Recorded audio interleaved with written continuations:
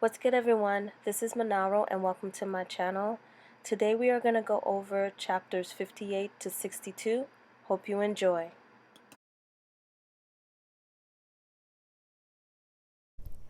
Ned's cell contains nothing but straw that stinks of urine. There are no windows, so the darkness is absolute. Ned thinks back to Robert's words. The king eats and the hand takes the shit, and thinks the king dies and the hand is buried. The cell is deeper under the Red Keep than Ned dares imagine. He remembers the story of Maegor the Cruel murdering the Masons to keep the castle secret. He also remembers Cersei's words. When you play the Game of Thrones, you win or you die. And he knows that he has played and lost. He wants to weep, but he is still a Stark of Winterfell, and his grief and rage freeze inside him. As his injured leg throbs, Ned damns them all, but can only blame himself. He was a fool. To keep himself sane, he thinks and plans aloud. Stannis and Renly Baratheon are likely gathering armies at Dragonstone and Storm's End. Catelyn will raise the north, and the armies of River and Vale will join her. As time drags on, Ned finds himself thinking more and more of Robert Baratheon as he was in the flower of his youth. In the darkness of his cell, he can hear Robert ask him, "Gods, how are we come to this? You here, and me killed by a pig?" Ned broods on how he failed Robert by hiding the truth and letting them kill him. When Ned is half asleep, a jailer arrives with water, which he drinks eagerly and asks the jailer for news but is ignored. As his solitude grows, Ned vividly remembers when he was 18 at the tourney at Harrenhal.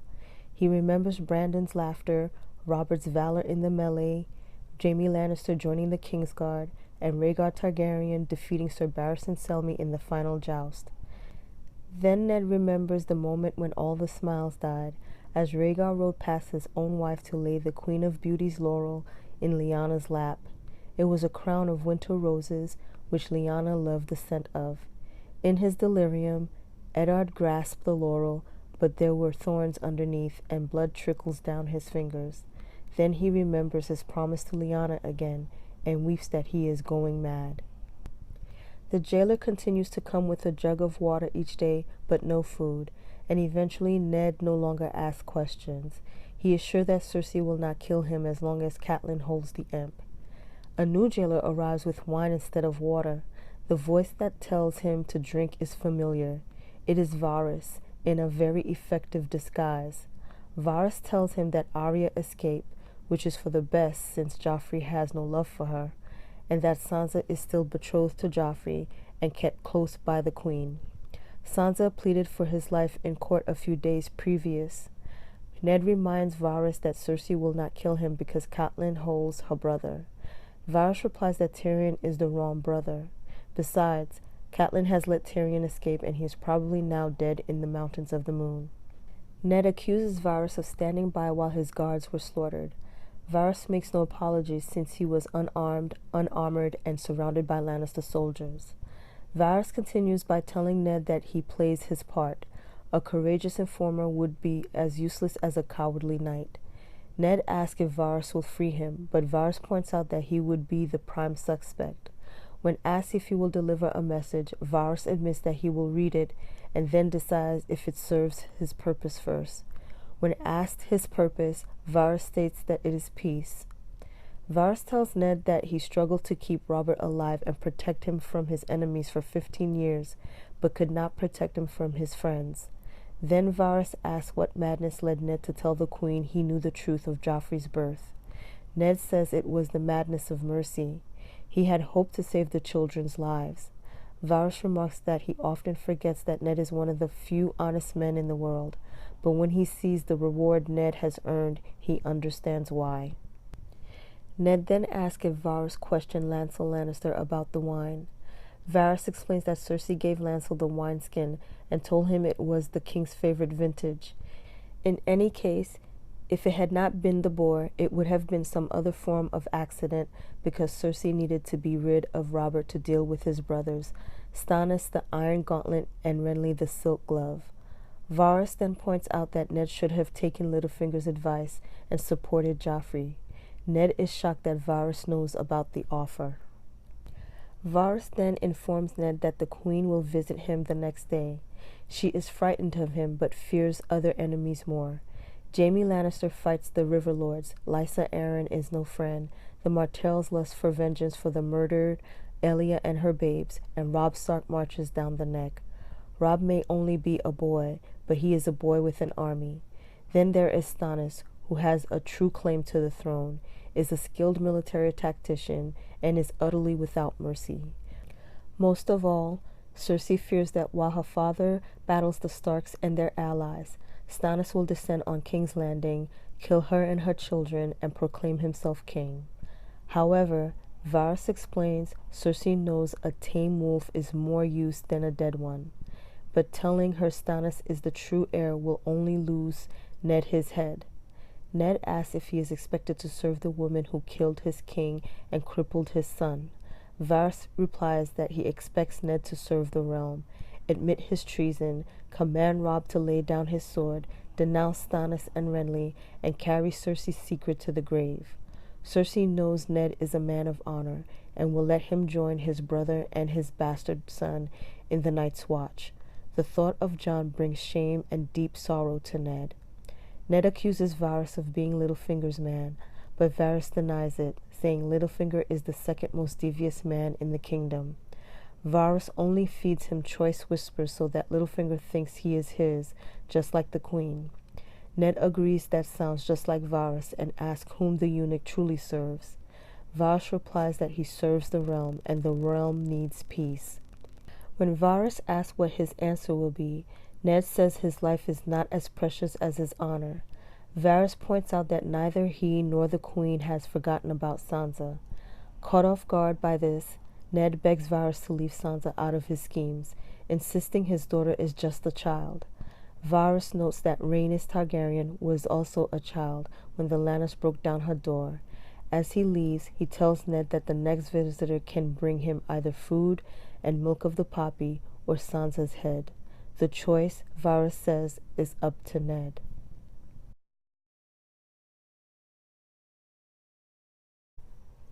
Catelyn's apprehension grows as Robb's host moves south towards the twins. She fears for her father, her brother, her husband, her daughters, and her sons in Winterfell. However, there is nothing she can do for any of them, so she must save her strength for Robb, and for that she must be as fierce and as hard as the North.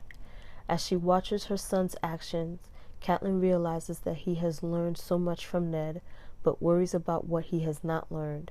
Sir Brynden leads 100 outsiders to scout and screen their movements. His reports state that Lord Walder Frey has gathered 4,000 men at the Twins and that Lord Tywin's host is days to the south.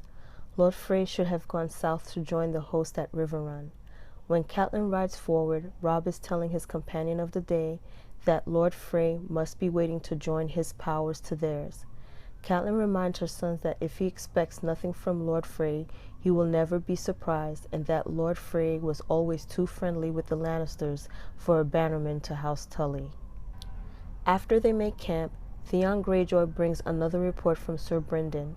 A dozen Lannister scouts have been killed, and the Lannister force under Sir Adam Marbrand is retreating south, burning as they go.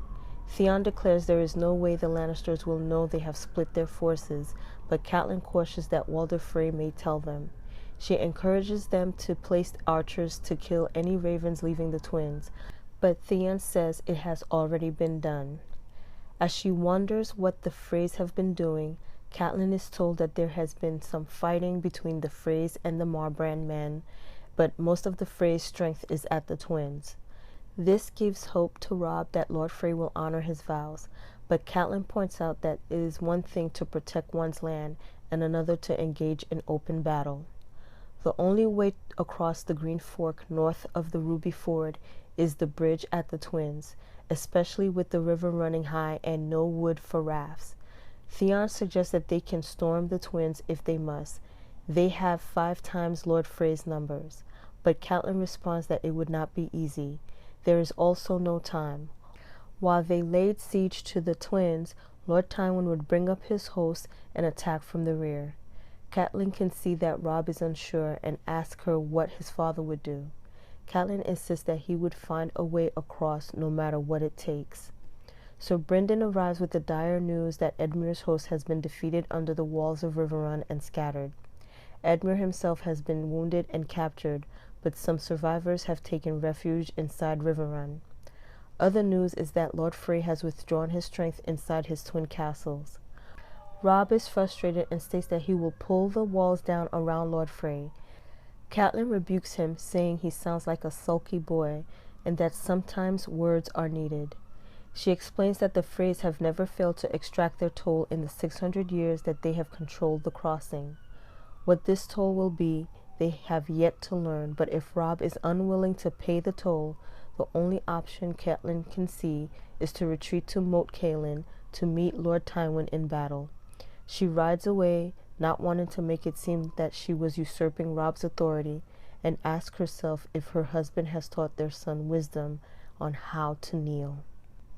It is near midday when they arrive at the Twins, two ugly stout castles on either side of the Green Fork with a wide bridge between them. The Freys have gotten rich off the tolls from this bridge. Upon seeing the castles, the northern lords can see it would be very nearly impossible to take by storm. A dozen knights led by Sir Stevron Frey, heir to Lord Walder, came forward from the Sally Port. Sir Stevron asks who leads, and Robb rides forward to be told that Lord Walder invites him to share meat and mead with him in the castle and explain his purpose. None of Robb's lords like this, fearing that Robb could easily be captured and sold to the Lannisters. Catelyn can tell that Stevron is not pleased by the accusations and attempts to save the negotiation by volunteering to go herself. There are no objections, but she tells them that Lord Walder is her father's bannerman and will not harm her, hoping it is true. It is agreed, and Stevron's brother, Sir Perwyn Frey, remains as a hostage to her fair treatment. The frail 90-year-old Lord Walder Frey meets Catelyn in the Great Hall with all but one, the hostage Perwyn, of his 21 sons, 36 grandsons, and countless other descendants. Walder is impolite and direct. Even some of his sons point out his impoliteness, but he does not respond well to their criticisms. Catelyn knows that she has to be careful with her words and explains that she is there to ask him to open his gates so they can proceed to Riverrun, where she would have expected to find him. Lord Walder insists that he was still gathering his strength when her brother lost the battle. Catelyn doubts Lord Walder's version of events, but does not press the issue. She asks that they talk privately, and Lord Walder commands all the others to leave. Once they are alone, Lord Walder declares that his descendants are all waiting for him to die. Then he asks why he should let Robb's host cross. When Catelyn makes a very subtle threat about the size of Robb's army, Lord Walder retorts that her son's army will be 20,000 fresh corpses when the Lannisters arrive. When Catelyn reminds Lord Walder of his vows to House Tully, the old man counters that he also swore allegiance to the king, making her and her son nothing but rebels. Lord Walder then takes his turn at threatening. If he had the sense the gods gave a fish, he would deny them the crossing and let the Lannisters have them. However, the old man quickly reveals that he does not care for the Lannisters either, with their gold, their lions, and their arrogant pride. Lord Walder goes on to say that if the Lannisters want his help, they must ask. Catelyn humbly stresses that she is asking, as are her father, her brother, her sons, and her husband with her voice. Walder complains about her father insulting him by not being present for his last few weddings, an insult despite Lord Hoster's failing health. The old man complains about Lord Hoster not marrying Edmure to one of his daughters. Then he complains about how his heirs were defeated in a tourney he attended.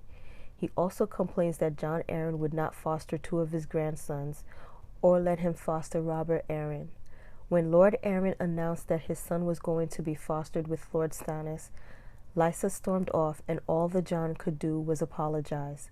Catelyn asked if it was not Lord Tywin that Robert Arryn was to be fostered with, but Lord Walder insists that he knows the difference between Stannis and Tywin. Then Lord Walder asks again why he should allow them to cross, and the haggling begins. Catelyn returns to Robb, followed by Sir Jared Frey, Sir Hosteen Frey, Sir Danwell Frey, Walter's bastard Ronald Rivers, and a long column of pikemen. She tells Robb that he has been granted the crossing, and that all but 400 of Lord Frey's forces will join his army.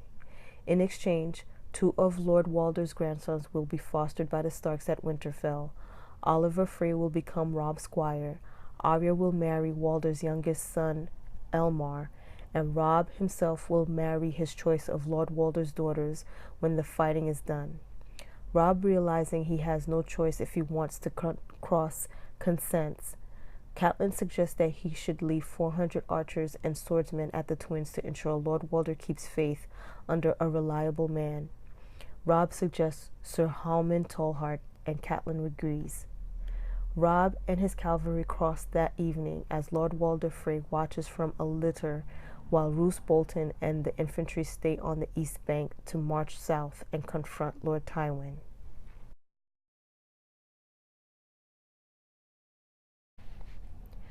Jon lies that he is well when asked by Lord Commander Mormont. His right hand is swathed in bandages halfway to the elbow and pains him constantly. When he threw the burning curtains on the White of Othar, Jon burned his hand more seriously than he realized, but Maester Aemon has assured him that there will be no permanent damage aside from the scars. Jon is glad, however, that only ghosts can see him writhe and weep from the pain at night. Yet, when he does manage to sleep, Jon has nightmares of battling a White with his father's face that are far worse. Jon notices that the Lord Commander looks old and grumpy without his beard, which has been shaved after it was badly singed in the fire. Mormont explains to Jon that the Rangers' search has found no sign of his uncle or more Whites. 2 of those were bad enough. Still, both Mormont and Maester Aemon are sure that there will be more because the cold winds are rising. Jon states that there was a bird last night, saying he hoped for news of his father. Mormont assures Jon that he would have told him if there was. This message brought word that Sir Barristan Selmy has been cast out of the King's Guard and is now wanted for treason, having killed 2 Goldcloaks sent to arrest him. Mormont's distaste is plain for men who would send Goldcloaks to arrest a knight as renowned as Sir Barristan the Bold. The Lord Commander goes on to lament that they have white shadows in the woods, undead stalking the halls, and a boy on the Iron Throne. Mormont notes that Grand Maester Pycelle did not include any news about Jon's sisters. They only tell the Night's Watch what they want them to know. Jon thinks that he is only told what Mormont wants him to know. He has heard nothing of his brother Robb Stark in the south. Mormont asks when Maester Aemon believes Jon will be able to resume using his hand. Jon says soon, and the Lord Commander brings out a sword, declaring that Jon is ready for it. Jon is puzzled but is told to take the sword. He recognizes it as a bastard sword of Valyrian steel. Mormont explains that the sword is named Longclaw and has belonged to House Mormont for 5 centuries. After it was burned in the fire in his tower, Mormont has had the pommel remade into the likeness of a white wolf's head with red garnet for eyes. When he was young, Jon dreamed of doing great deeds and being granted ice in reward for saving his father's life, but he knew it was a folly. Now the memory that he might wish to steal his brother's birthright shames him. Jon does not feel that he deserves Longclaw either and attempts to decline, but Mormont insists he has earned it with his quick thinking to use fire to destroy the White.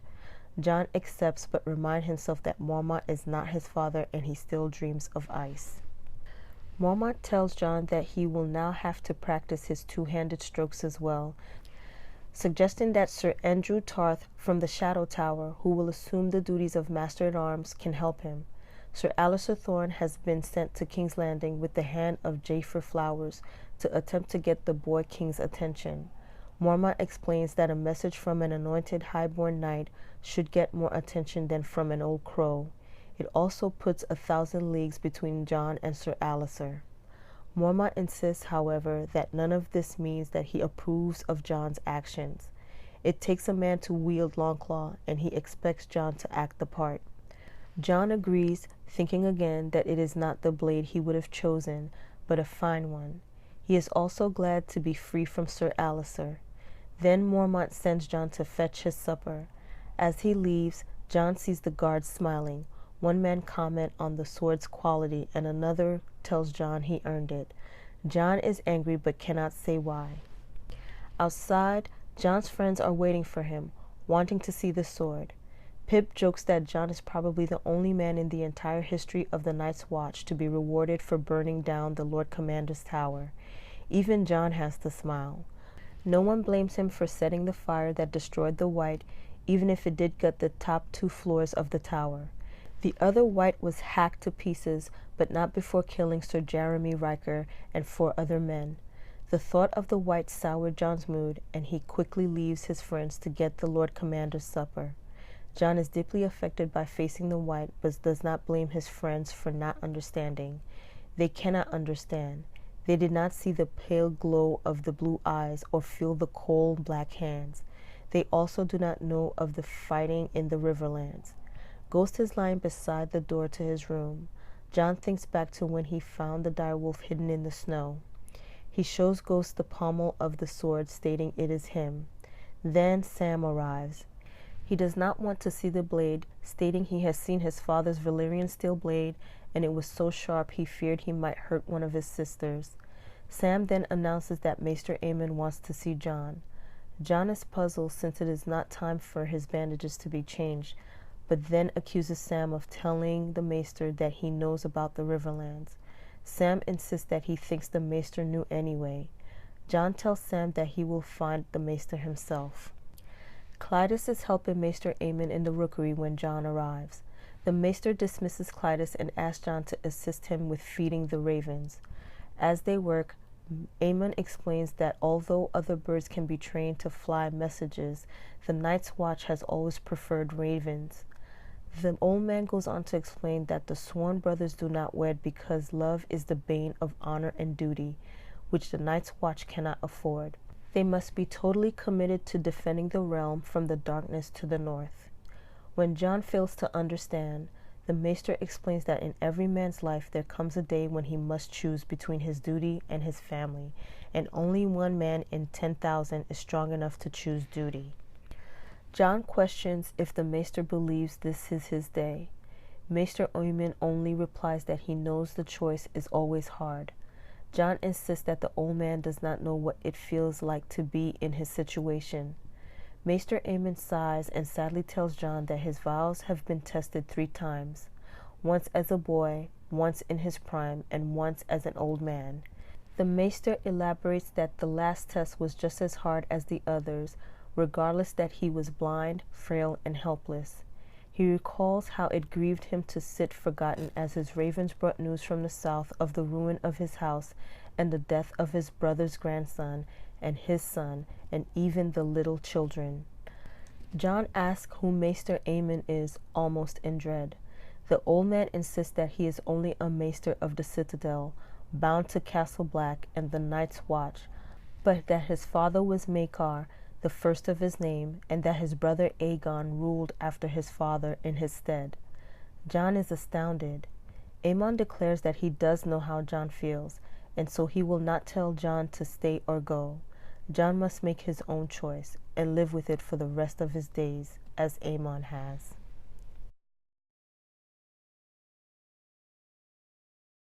Daenerys moves through the trampled fields filled with the dead and wounded around the burning town of the Landmend, or Lazarene.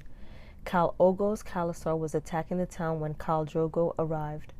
Daenerys remembers that Khal Ogo was among those who shared the high bench at the feast when Viserys was crowned. However, this is not Vaes Dothrak. Daenerys suspects some of the villagers probably mistook them for deliverance, but once Khal Ogo was defeated, Drogo's Khalasar plundered the town just as badly. Now the captives from both the village and Ogo's Khalasar are being collected for slaves. To an outsider, the Lazarene looks similar to the Dothraki, but now Daenerys can plainly see the differences. In addition, the Dothraki captives do not seem to fear slavery, while the villagers stumble about in fear and sorrow. Ser Jorah Mormont meets Daenerys at the entrance to the village. The night brings news that Drogo has killed Khal and his son, taking only minor wounds. He also informs her that the most rival Khalasar has fled, but there could still be as many as 10,000 captives.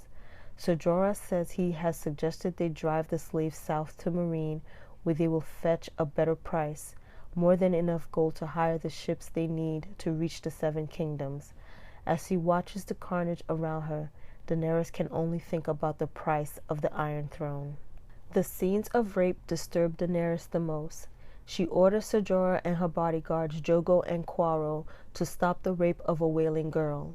Ser Jorah tries to explain that this is not wise, since she is depriving the riders of their reward for shedding blood for their Khal. Drogo and Quarrel points out that the Dothraki believe the girl should feel honored, and even Daenerys' handmaid Irri agrees. Daenerys is not dissuaded and commands Ser Jorah and the others to stop the rape. Ser Jorah declares that she truly is Rhaegar Targaryen's sister and obeys. Stopping the rape requires the death of 2 of the rapers. When asked what to do with the rape girl, Daenerys commands DaaRia to tend to her hurts, mainly because the blonde-haired Lysene girl does not look Dothraki. Daenerys then rides on into the settlement and begins to rescue all of the other rape victims she sees. Ser Jorah tries to explain that she cannot save them all, but Daenerys refuses to believe him. Daenerys finds Drogo with an arrow through his arm and in a rock cut that has taken off one of his nipples. Drogo insists that there are only scratches and boasts that he personally slew not only Khal Ogo, but also his son Fogo, who was Khal after Ogo. Daenerys praises her husband. Then a warrior named Mago, who rides with the Khas of Kojako, rides up with angry words about Daenerys' actions. After listening to both sides, Drogo explains to Daenerys that rape is part of the Dothraki way of war. Daenerys insists that the Lázarine women should be made wives and given a place in the Khalasar.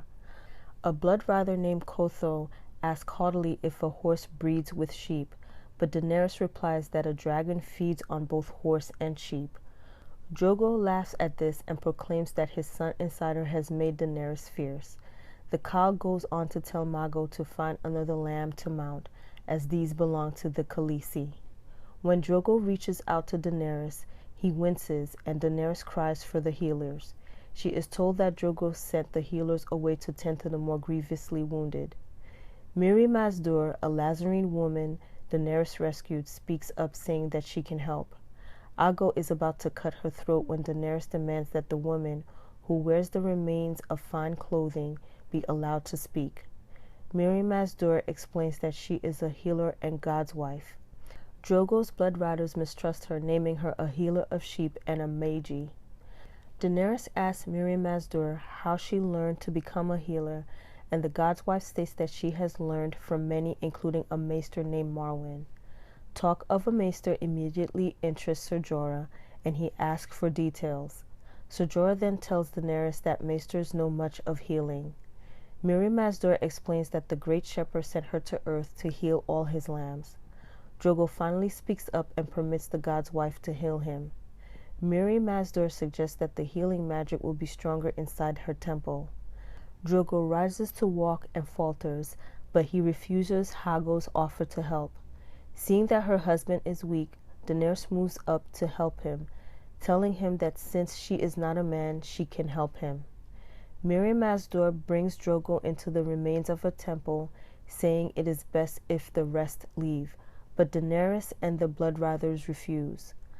Daenerys assures everyone that Mirri Maz Duur will do no harm, feeling she can trust a woman she saved from rape. The God's wife says if they insist on remaining, they can help hold Drogo down. She pulls out the arrow, pours boiling wine on the wound, then sews the skin back in place. Next, she applies a plaster of leaves to the chest wound and instructs Drogo not to drink wine or milk of the poppy or to remove the poultice for 10 days. When told he will have a great scar, Drogo declares, "I sing of my scars." Daenerys asks the God's wife about an earlier comment about birthing songs and learns she is also a midwife.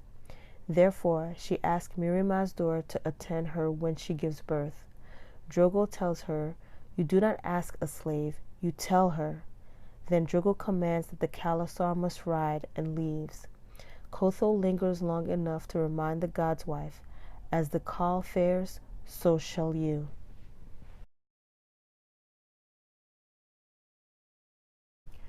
A long table draped with a golden cloth has been set up on a hill overlooking the King's Road for Lord Tywin and his chief knights and lords bannermen to take their evening meal. Tyrion, arriving late, is embarrassed as he waddles up to the table. Lord Tywin mocks that he will charge Tyrion with burying the dead if he arrives as late to battle as he does to table. Tyrion replies sourly that surely a peasant or two could be found for him to kill. The news from Sir Adam Marbrand is that Robb Stark has moved south from the twins with House Frey's levies in tow and is now no more than a day away. Tyrion mockingly protests that he is about to eat, and Tywin asks if the thought of coming to grips with Robb amans him. Tyrion jests that he would prefer to come to grips with the roast pig, which is far more tender and better smelling than Robb. The army's quartermaster, Lord Leo Lefford, who has had to supply Tyrion's 300 clansmen, uses this opportunity to quip that he hopes the clansmen are braver than Tyrion, or else they have wasted good steel. Tyrion assures him that the arms and armor will be put to good use. Sir Kevan, who Tyrion knows is giving voice to Lord Tywin's thoughts, takes the opportunity to inform Tyrion that he and his clansmen will fight in the vanguard since they seem so ferocious. Tyrion stresses the ferocity of the clansmen by recounting their recent lethal fight over a sausage. Lord Tywin uses this as evidence of a poor commander who cannot maintain discipline. Tyrion knows that his brother could always make men follow him eagerly, but Tyrion lacks such charisma and must use gold and his family name to get men to follow him. Tywin then tells Kevan that because the clansmen have no discipline, maybe they should not be in the vanguard. When Lord Tywin suggests that he should guard the baggage instead, Tyrion angrily agrees to command the vanguard, only to learn that he will not command, but be under Sir Gregor Clegane. Disgusted, Tyrion excuses himself only after eating one bite of the delicious pork. Tyrion gets lost in the camp but finds his way by following the sounds of Shagga's laughter in the dark. Khan calls for him to share their meat, and Tyrion agrees to join them when it is cooked, doubting that it will be before the battle. When he reaches his tent, he finds Bronn sharing wine with his new servants, a groom, a body servant, a squire named Podrick Payne, and a slim, young, dark-haired whore named Shay. Tyrion told Bronn to find him a young one with a pretty face, and to be sure to tell her who and what he is, so as to avoid the displeasing look of revulsion that sometimes greets him. He likes the girl Bronn has found. Tyrion invites Shay into his tent. When he asks if she is a maiden, Shay tells him that finding out will cost him double, and Tyrion decides they will get along fine. Tyrion explains that her duties besides sleeping with him include serving him and monogamy. When they have sex, Shay expresses pleasure, which pleases Tyrion, who decides that he does not care if it is feigned. Tyrion also finds it good to be with a woman after nearly a year of enforced abstinence. Afterward, he sneaks out of the tent without waking Shay. Outside, he asks Bronn where he found her and is told that she was stolen from a knight because all the pretty ones were taken. Tyrion comments that he did not ask Bronn to make him an enemy, but agrees to keep Shay. When Tyrion asks for the name of the knight so he can avoid him in battle, Bronn insists that Tyrion will have him for protection. Tyrion then tells Bronn that if they both survive the battle, he can name his reward.